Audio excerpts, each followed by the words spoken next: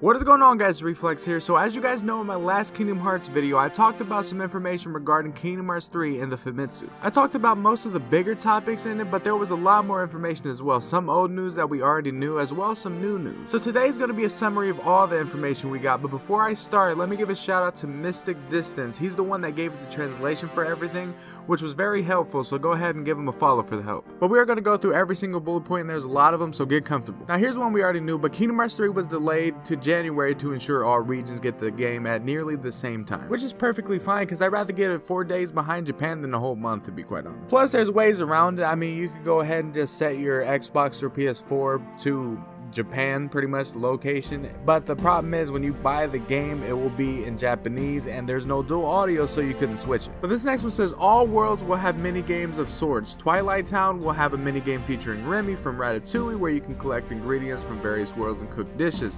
Tangled features a rhythm game, which I mean, he states that all worlds will have a mini game of sorts, so that's pretty cool because in the old games there was really only a given few worlds that had mini games. Like I think in Kingdom Hearts 2 was Twilight Town, I guess you could say Atlantica, and then what else had mini games? Now I'm not entirely sure how many worlds in Kingdom Hearts 2 had mini games, but if Kingdom Hearts 3, like all the worlds had mini games, and that's definitely more than any past game. The next point says the classic mini games were planned by Nomura. He plans to add more of them if possible. So the way it sounds like probably post game he'll probably update the game with DLC or something like that, and you'll be able to get more mini games, which is pretty cool. The next point is the Pirates world is based on the third film, which is At World's End. The box Jack seeks is the very same box that the True Organization 13 and Maleficent are seeking.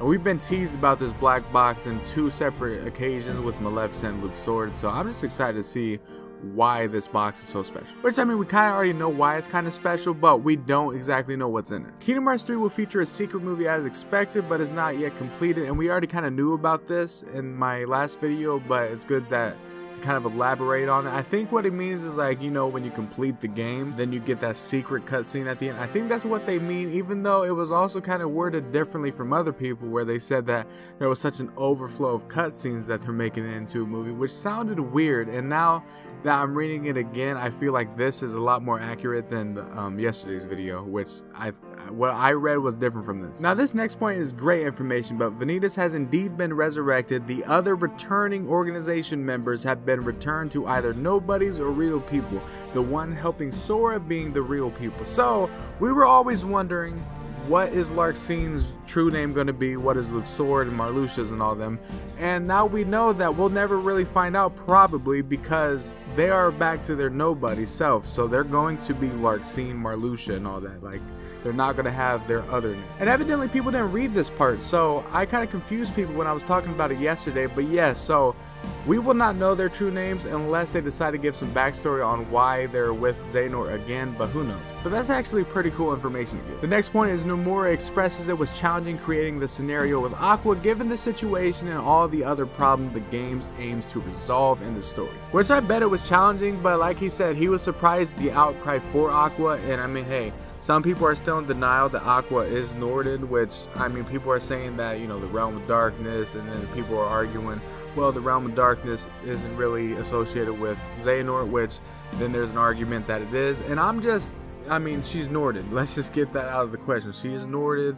She's gone, but we can save her. He brung that up. We can save her, so don't lose all hope. But I understand why it was challenging, because evidently there was a lot of fan base towards Aqua, and you know, you could tell that from the trailers, like, immediately. From Afro Senju with his reaction, which was hilarious, but I mean, there was such a big outcry for Aqua, including me. I was very sad too. But the next point is DLC in Kingdom Hearts 3 has not been decided on, but they'd like to focus on expanding the game and not just sell items. Nomura thinks it will be a single distribution of DLC and not a single pass, as he doesn't like that model. Which we have been told this before, and I've covered this, but it makes sense, and I like how he's going to do it, because see, Final Fantasy 15 had a season pass, but the reason why they had a season pass was because the game was not finished, and they had to finish it in a way that didn't seem, I don't know, it kind of seemed a little better than it was, because they could have added DLCs to fix things, which they added updates that fixed certain things like Chapter 13, which was terrible.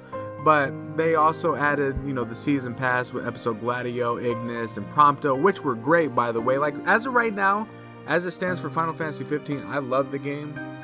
Post, I don't even know what I'm saying, but post DLCs and all that. But pre-DLCs, oh, the game was awful. It just wasn't prepared. But it seems Nomura knows what he's getting into and knows, you know, that the game's going to be ready to go. And pretty much all DLCs is probably going to be like post-game, so that means new worlds maybe, but nothing that will change the story, which is great. But just imagine like new secret bosses, like maybe they'll add in Gilgamesh or Arden or Omega or any just sort of secret boss that they can think of, which would be awesome. Now, we already went through this one too, but there are no plans for a public demo, but fans will be able to play the game early at Tokyo Game Show, which, hey, like I already said for the public demo, it makes sense because data miners will ruin it. And yes, people say that, well, they can just take out the stuff so data miners can't get to it, but the thing is, data miners are smart. Like, they are smart, and don't underestimate them, because just don't underestimate it. Pokemon Sun, that's all I gotta say. But there's a lot more points, but this is the last one for this screenshot. But there are no plans for a final mixed version of the game. If there is, it will be installed through updates and DLC rather than a full price re-release. Which I have to say, I praise Nomura for this. I praise him for this because it's such a great idea to not have a final mix, because rather just update it. You know, just think of, like, I'm trying to think of a game. Like, I know this isn't really a great correlation, but just think of it as Call of Duty. Call of Duty is still updating their old games, like Black Ops 3 for instance. They're still updating it, getting ready and all that for the newest one, but they're still giving updates for the people that can't really, you know, go to the next game. So for Kingdom Hearts 3, think of it like this, that you'll be able to play it for about a year, and there might be still updates coming towards it and all this and that, which will be awesome because that just gives more content for the, well, I'm going to say, the greatest game of all time when it drops. That's my bold prediction, but it's not only going to be the greatest game of all time, but it's also going to be game of the year. The next point is the new 7 hearts mentioned by Larxene in the recent trailer are an entirely new generation of the 7 princesses, save for Kairi. These princesses so far are Elsa, Rapunzel, etc. And I'm wondering who are the new 7 princesses, because I'm trying to baffle like my head on who it might be, but I am not sure. I'm trying to think, but if they're all going to be new except for Kairi, I don't even know who the rest of them could be. But you guys can leave down your predictions below if you guys, you know, want to do that, and I will read them and, you know, give my feedback on it. Now, we went through this yesterday, but there will not be dual audio for Kingdom Hearts 3 due to them being separate animation lip sync data, which we already knew about this even before the game was, you know, like this year. I think it was back in 2015. We knew that there was going to be 2 separate, like, lip flaps, I guess you could say, because that way it didn't look kind of like just a weird lip sync. Like, for instance, Dragon Ball FighterZ. The lip syncing is so bad in that, and that's because it was mainly for Japanese. Because if you put in Japanese, the dub is perfect and it looks nice, but when you put it in English, it's like trash. The dub doesn't sound trash, but the way it looks is pretty garbage. But that's why they're making 2 separate ones, which is very good. Like, it's a great idea. But it comes to a curse too, because that means that you can only choose between a Japanese audio or English audio. You can't switch between the 2. So you pretty much got to pick your poison. Do you want the game 4 days early but not understand a word, or do you just get it when it comes out for wherever you are and you're able to understand it? And then this one kind of dwells on a little bit more, but Nomura expressed capacity issues with the game on disc as well. To reduce loading times, they made multiple scenes as movies, but found that to eat away at space, so they're trying to find the right balance. I felt like I read that wrong, so that's my fault. But yeah, evidently this is going to be a big ass game. Like, goddamn, if there hasn't been a game where someone legitimately came out and said, yeah, it's reaching capacity issues because it's just has so much to it. There hasn't been a game that's done that in a while, and there's been games that are massive. So take massive games for instance, and then they're not even close to reaching their capacity, and then take Kingdom Hearts. That means this game is just way too big, which is amazing and awesome. Next point is Nomura feels that the game can be fun even if you're just running around. Time limited strategies can be crafted with situation commands. I don't know how to exactly talk about this topic because I need to know a little bit more, but at least there's more to do even when you're not doing the stories. The next point is there are specific prerequisites and areas where you can use attraction flow, which are the Disney ride summons. Which sounds pretty awesome, to be quite honest, because that means that you'll need to use maybe a attraction flow to get to a certain spot, which may hold like a secret item or a secret ingredient that you can take back to Remy, which is pretty cool. Now, I'm not entirely sure if that's correct, but that's how I would do it at least, but who knows. Then it says this time around you can also fight along Disney characters you link/summon with i.e. battle alongside Ariel when you summon. And then it says the links we have in Kingdom Hearts 3 so far include Ariel, Wreck-It Ralph, Meow Wow, and Simba, which I gotta say my favorite out of all of them, to be quite honest, and it's the diehard one that's been there since the start. My boy Simba, he's been just looking mighty nice in these trailers, and I mean, did you see the way he looked? I mean, you guys have got to see the way he looked. He just looks so cool, and probably people are like, nah, Wreck-It Ralph, but I'm just a fan of Simba, and they made him look so good in these trailers. And I guaranteed in speedrunning terms, he's gonna be amazing, because he's been amazing, and I believe Kingdom Hearts 1, he was okay in Kingdom Hearts 2, but Mushu was like the big deal in speedrunning, and then who knows who's going to be in Kingdom Hearts 3. I feel like Simba will be that like big deal for speedrunning in Kingdom Hearts 3, but that's just my prediction. Then it says the story in Frozen World plays just like the film, so as I said in previous videos, that it's pretty much taking place at the exact same time.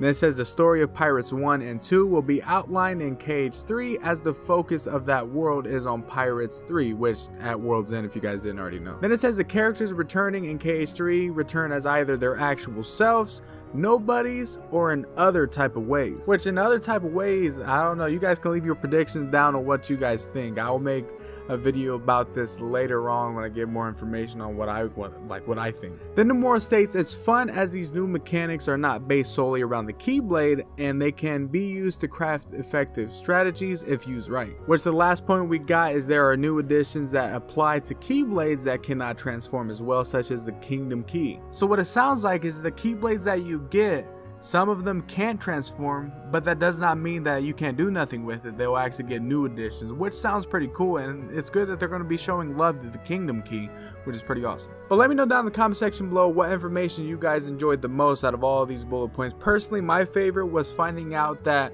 Larxene, Marluxia, and Luxord will be, you know, their nobodies again. Even though I wish we would have known their names, like their true names, it seems like as they went back to Xehanort, or got taken over by Xehanort, got Norded pretty much, they went back to their nobodies. So I mean, it kind of sucks, but it makes sense. Like, I mean, it makes sense, but it also means that Ienzo and Axel, or Lee I should say, are being their true selves. Which, can someone tell me in the comment section below, is that how you pronounce his name, Ienzo? Is that how you pronounce it? Because I've never, every time, like when I first seen it, I thought that was an L, so I called him Lenzo, which I was like, that's wrong because Zexion, there's no L in there. And then I was like, Ienzo, is that right? But I don't know. But let me know down in the comment section below if I'm pronouncing his name right. But hopefully you guys did enjoy today's video. I know it was a little bit of a longer one, but you guys sat through it with me and I appreciate it. But if you guys did enjoy, leave a like, subscribe, and you guys know the drill. I will see you guys